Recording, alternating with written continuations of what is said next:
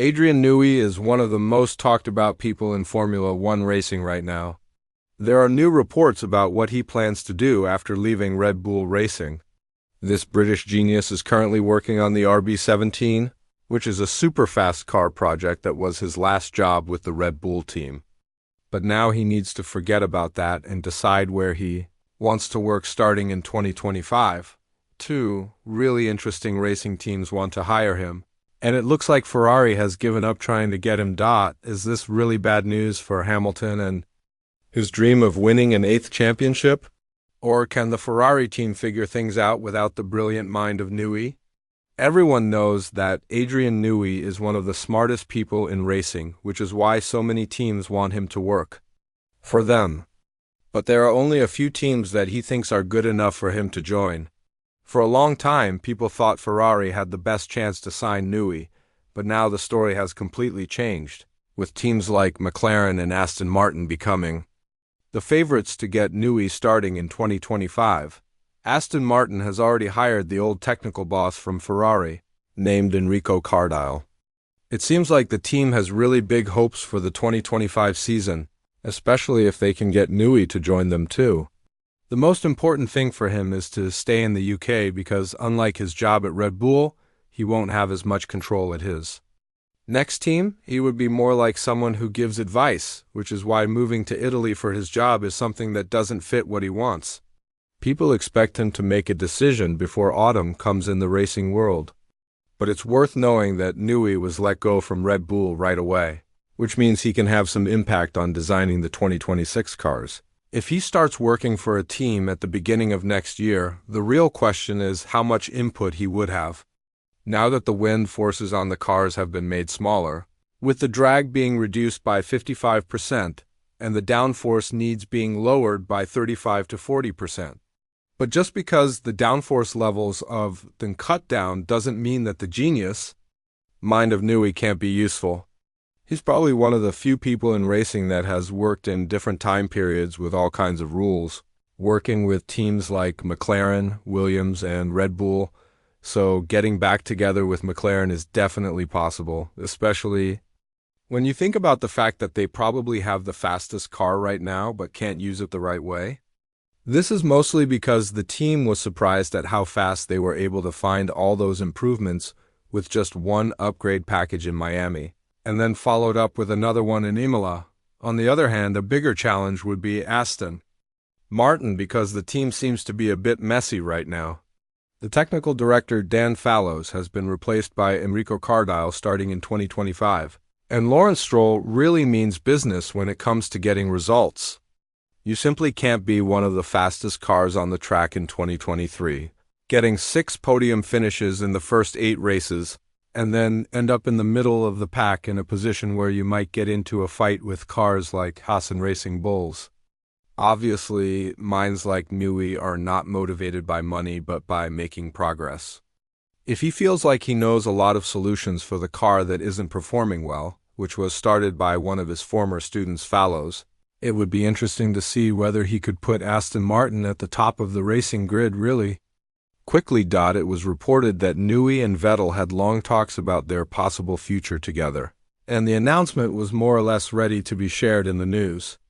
However, that's now very unlikely to happen because Ferrari believes they could steer themselves in the right direction with the consulting services of Newey. Even though many people think this is a huge loss for the Ferrari team, you couldn't help but notice the progress that has been made in the team over the past couple of months.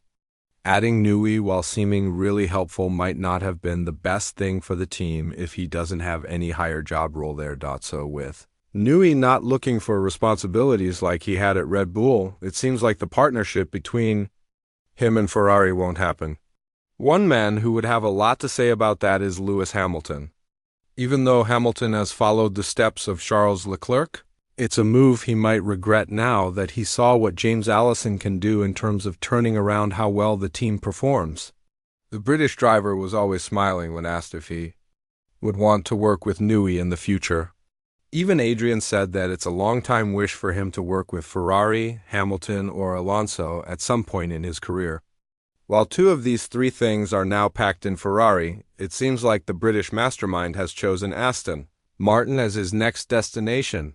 The fact that he had a private tour in the factory in Silverstone with all members and engineers being asked to leave to prevent any types of leaks shows that there is a huge interest from both sides to make that happen. This would be a direct bombshell to all of the other teams involved in trying to get Newey. What goes heavily into this story is the fact that Aston Martin will work together with Honda starting in 2026. And right now, the Japanese company hasn't made any other engine deals with other teams. This means that this exclusive partnership could bring a lot of potential to the Silverstone-based team. Newey thinks very highly of Honda, and he understands that they have played a massive role in Red Bull's success, mostly because their engines are very reliable, which has been their weakest point since 2017.